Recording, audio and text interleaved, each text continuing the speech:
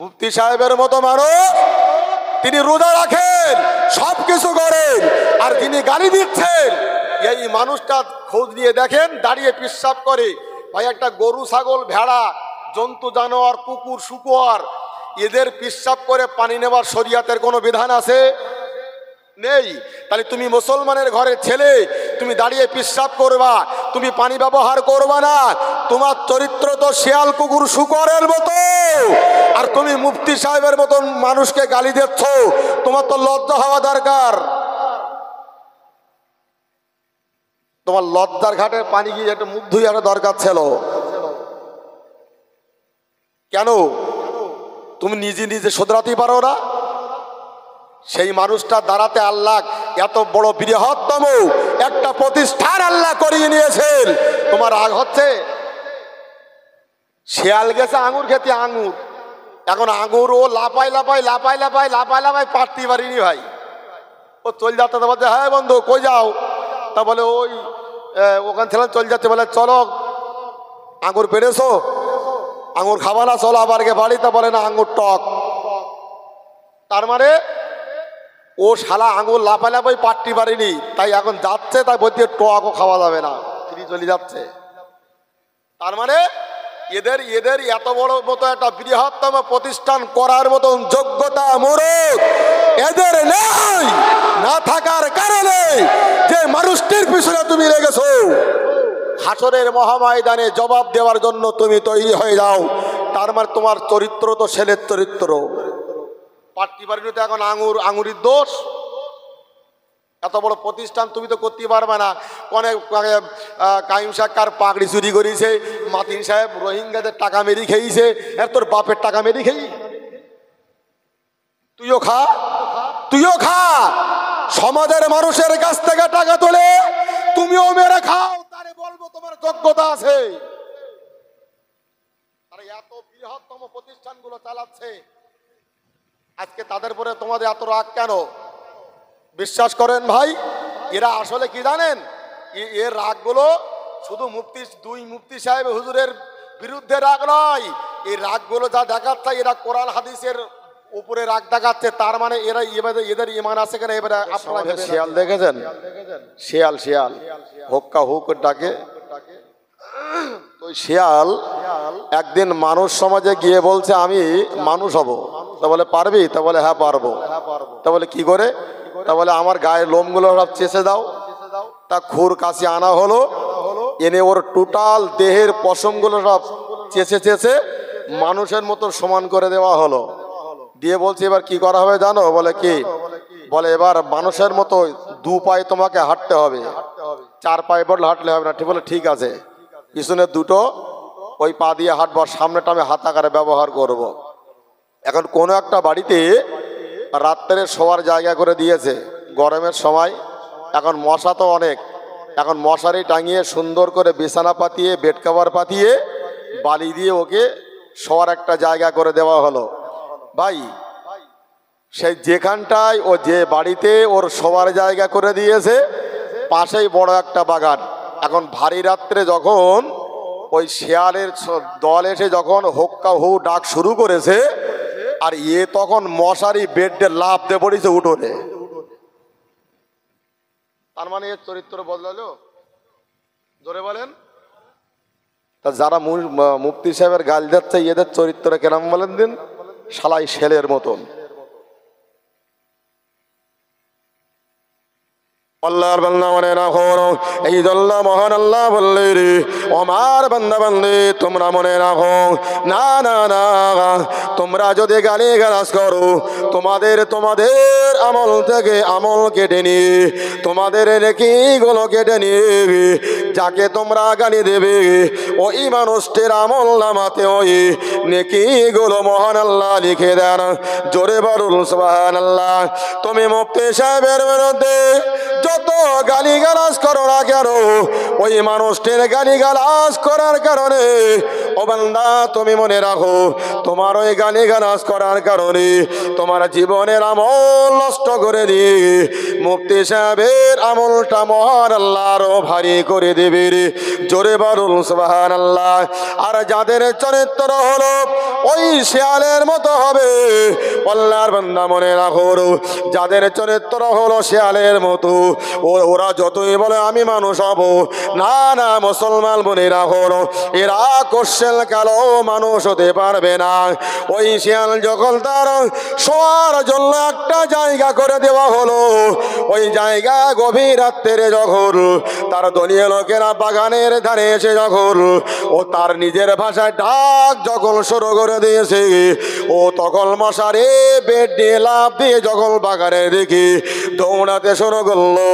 আল্লাহর বান্দা আপনি মনে রাখুন, যে সমস্ত মানুষেরা মুফতি সাহেবের বিরুদ্ধে গালিগালাজ করে, ওদের চরিত্র এই জন্য ছেলের মতো, বরং আপনার আমার তাদের বিরুদ্ধে গালি না দিয়ে আমাদের জবানটাকে আমরা নাপাক করতে চাই না। কুকুর মানুষের কামড়ায়, ঠিক না ভুল? না মানুষ কুকুরে কামড়ায়? আল্লাহ বান্দা বলে রাখুন, আল্লাহর নবী মুহাম্মদুর রাসূলুল্লাহ সাল্লাল্লাহু আলাইহি ওয়াসাল্লাম হাদিস শরীফের ভিতরে জানিয়েছেন, আল্লাহর বান্দা আপনি মনে রাখুন, দিনের নবী মুহাম্মদুর রাসূলুল্লাহ সাল্লাল্লাহু আলাইহি ওয়াসাল্লাম বলেন, যদি তুমি কোনো মুসলমানকে গালিগালাজ করো আর বাস্তব যদি সেই গালির আন্ডারে ওই মানুষটি না পড়ে, তোমার জীবনের আমলগুলো কেটে কেটে নিয়ে তুমি যে মানুষটার গালিগালাজ করছো ওই মানুষটার আমল নামাতে ওই নেকিগুলো জুড়ে দেওয়া হবে। না না মুসলমান মনে রাখো, এরা যদি বাস্তব মুসলমান হতো কোনো মানুষকে এরা গালি দিতে পারত না। একটা কুকুর, একটা মানুষ যেমন কুকুরকে কখনো কামড় দেয় না, না না মুসলমান মনে রাখো, ইমানদার কখনো আর একটা ইমানদারকে গালি দিতে পারে না। রিজাউল ভাই যতই বলুক, এ ছেলের চরিত্র জীবনে যাবে না এদের। বিশ্বাস করেন, নবীর জমানায় ছিল, এখনো আছে, আগামীতেও থাকবে।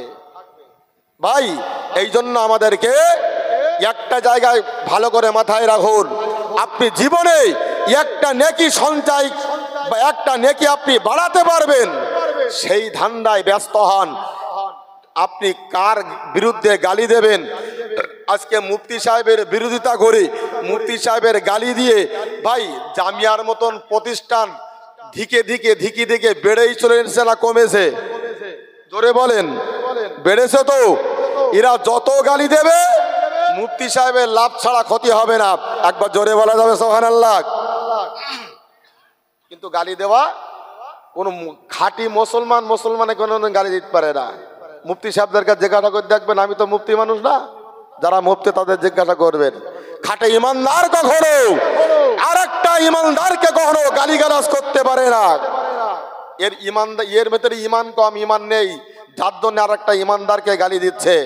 যারা গালি দিচ্ছে আমি বলবো তারা মুফতি সাহেবের পাশে দাঁড়ানোর মতন যোগ্য মানুষ না। বলো, বিশ্বাস করেন, তারা মুফতি সাহেবের মতো মানুষের পাশে দাঁড়ানোর মতন যোগ্যতা রাখে না।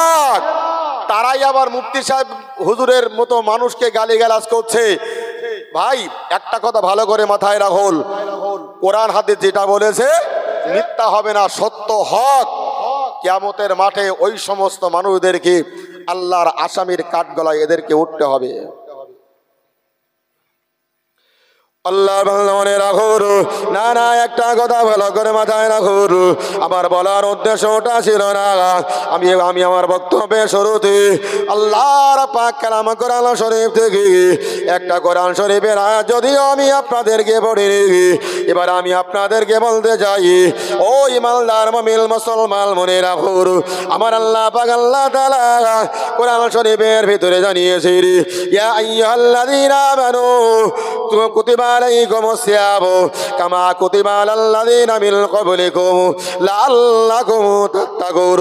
আমার আল্লাহ বললেন, ও জগৎবাসী তোমরা মনে রাখো, আমি আল্লাহ তোমাদেরকে জানিয়ে দিলাম, আমি আল্লাহ এতে পড়বে আগের নবীর উম্মতের উপরে আমি আল্লাহ তাদের উপরে রোজাকে ফরজ করেছিলাম।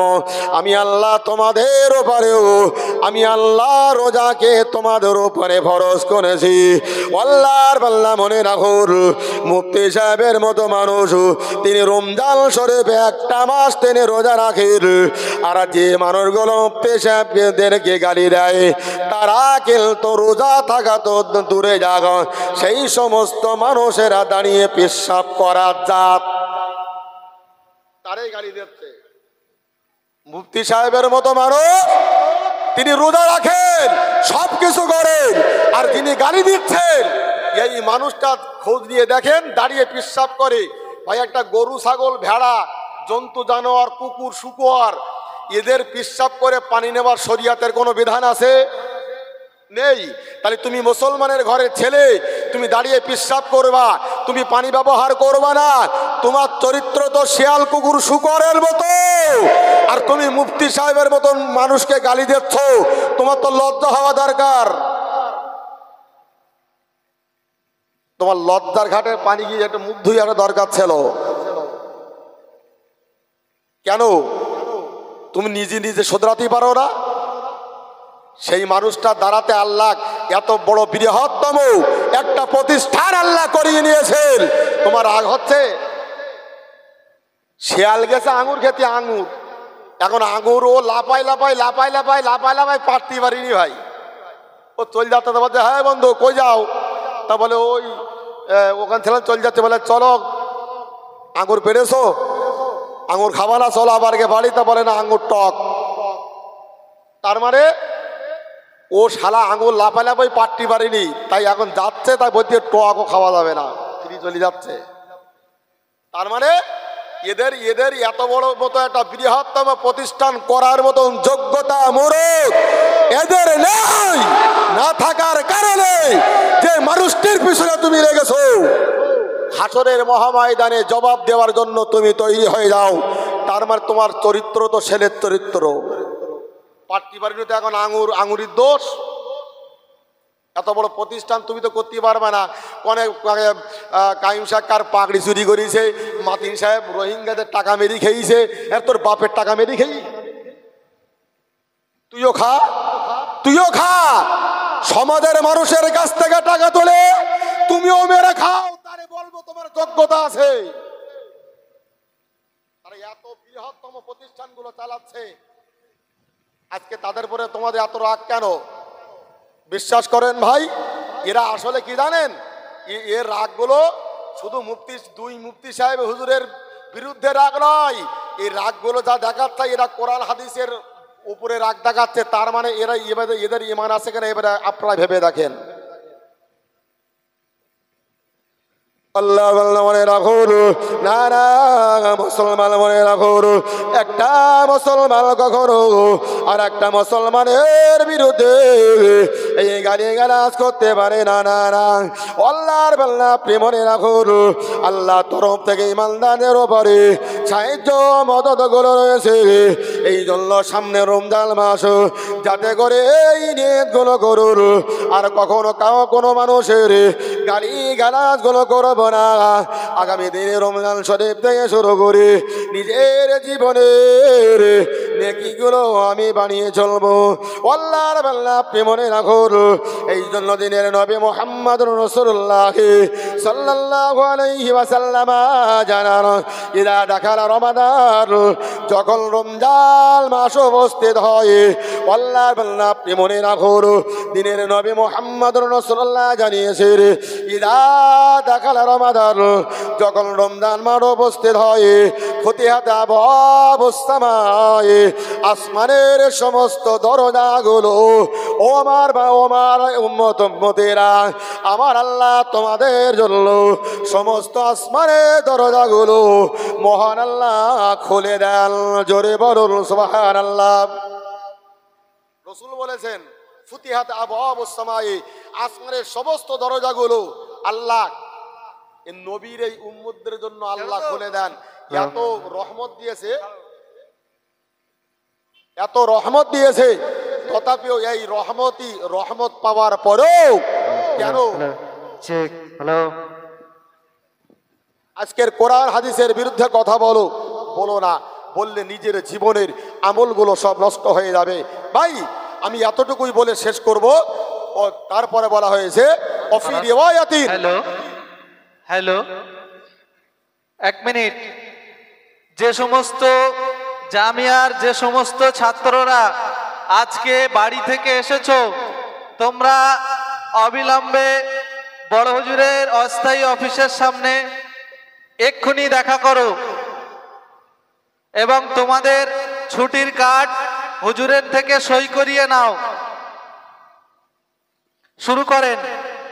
তো ভাই যে কথা বলছিলাম, রাসূল করিম সাল্লাল্লাহু আলাইহি ওয়াসাল্লাম বলেছেন অফি রিওয়ায়াতিন, অন্য রিওয়ায়াতে এসেছে, ফুতিহাত আবওয়াবু জান্নাত, আর আল্লাহ জান্নাতের দরজাগুলো এই রোজাদারদের জন্য আল্লাহ উন্মুক্ত করে দেন, খুলে দেন। একবার জোরে বলুন না সুবহানাল্লাহ। তারপরে বললেন কুল্লিকাত আবওয়াবু জাহান্নাম, আর জাহান্নামের দরজাগুলো আল্লাহ বন্ধ করে দেন শুধু এই রোজাদারদের জন্য। একটু জোরে বলা যাবে না সুবহানাল্লাহ? যারা রোজা রাখে, যারা নামাজ পড়ে, যারা হজ করেছে, তারাও যদি আজকের মাদ্রাসার বিরুদ্ধে কথা বলে, শিক্ষার বিরুদ্ধে কথা বলে, তাই ভাবতে হবে এরা আবু জেহেলের শালা নাই ভাইরা ভাই হবে। বিশ্বাস করেন, এরা মুসলমানের খাতায় থাকতে পারে না। তার মানে ওরা আল্লাহর শত্রু, ওরা নবীর শত্রু। এই জন্য এরা কোরআন হাদিসের বিরুদ্ধে কথা বলে। ভাই ভালো করে মাথায় রাখুন। তারপরে বলেছেন ও সিলসিলাতে শায়াতিন, আর শয়তান ইবলিসের শৃঙ্খলাবদ্ধ করে রাখা হয়।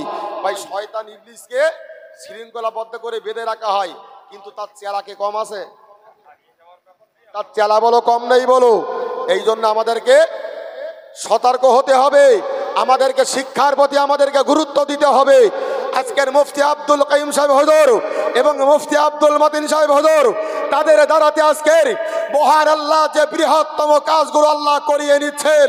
যাদের রাগ হচ্ছে আমি তাদেরকে বলবো এখনো ভাই সময় আছে, তাদের ঝোলাব, তারিখ অন্তত কিছু এলেম পাবি, একটু ঝোলাব, দেখবি তোদের দ্বারা তো আল্লাহ কিছু করিয়ে নেবে। এই জন্য ইতিপূর্বে ওয়াজ নসিহত শুনেছেন না, বসিয়াট আল্লামা হুজুর দাদা হুজুর কেবলার দরবারে গিয়ে কাজ করতেন, সব কিছু করতেন। তাই তো দাদা হুজুর কেবলা ওই এলমে লাদাদের ফয়েজ দিয়েছিলেন, ঠিক না ভুল?